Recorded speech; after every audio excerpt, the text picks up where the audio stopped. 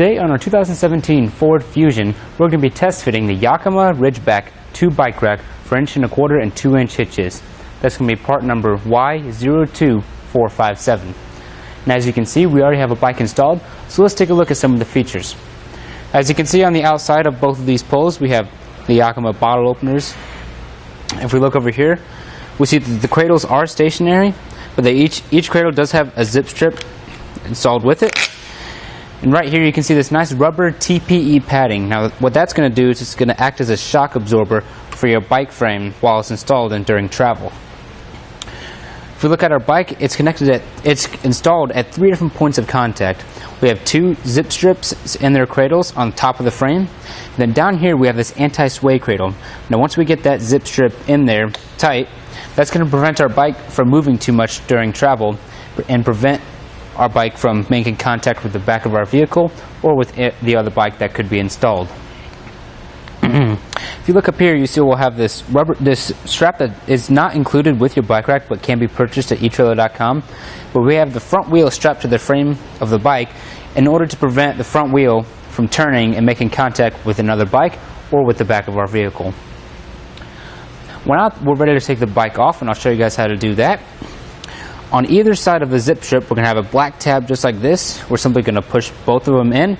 That's going to let our zip strip come right up. We'll just hang that around right there. And we'll get our anti-rattle cradle. And then our last one. Now I'd like to point out before I remove it that the other anti-rattle cradle on our bike rack is folded up right now. That's going to help me with the hassle-free unloading of this bike. Simply just pull it off like that.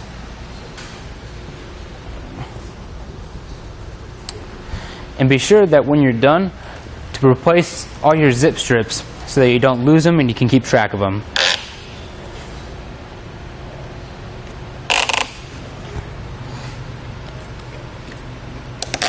With the bike removed, I want to make a few measurements for you guys. If we look from the back of our bumper to the outermost part of our bike rack, we can see we're adding on about 24 inches to the back of our vehicle. As far as ground clearance, from the ground to the bottom of our bike rack, we have about 7 3/4 inches of ground clearance. And from the innermost part of our bike rack to the back of our bumper, we have about 4.5 inches of space. Now a cool feature about this bike rack is that these arms do have the ability to fold down. I'll show you guys how to do that. But before we do, we want to make sure that our anti-rattle cradles are folded down, just like so. Then we're going to come up here to this little green switch. We're going to pull it up, and that's going to let our arms fall down until you hear that audible latch. Now we can measure again and see that from the back of our bumper to the outermost part of our bike rack is about 10.5 inches, which is a good difference from when the arms are folded up. So you want to keep this in mind for any type of close quarter situations, such as a tight parking spot around town or even in your garage.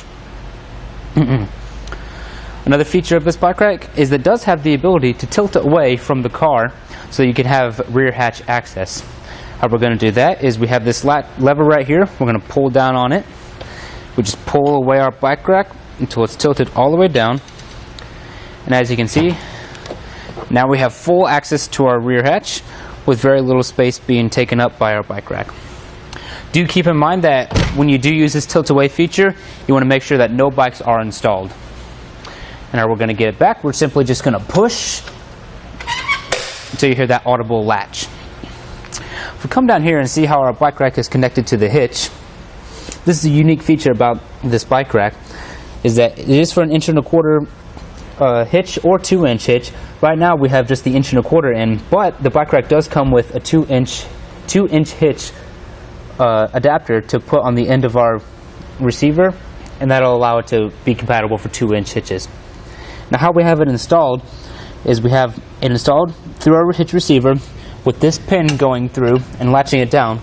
And down here is our anti-rattle system. So once we have our bike rack installed with the pin in, we're simply going to turn this and tighten it all the way until there's no rattle with our bike rack. And that's going to help with it not shaking at all during travel, cutting down any type of noise you might hear.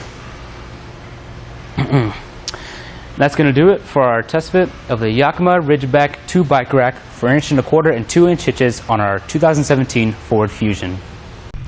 Here it is on our test course. We'll start by going through the slalom. This is going to show us the side-to-side action, which simulates turning corners or evasive maneuvers.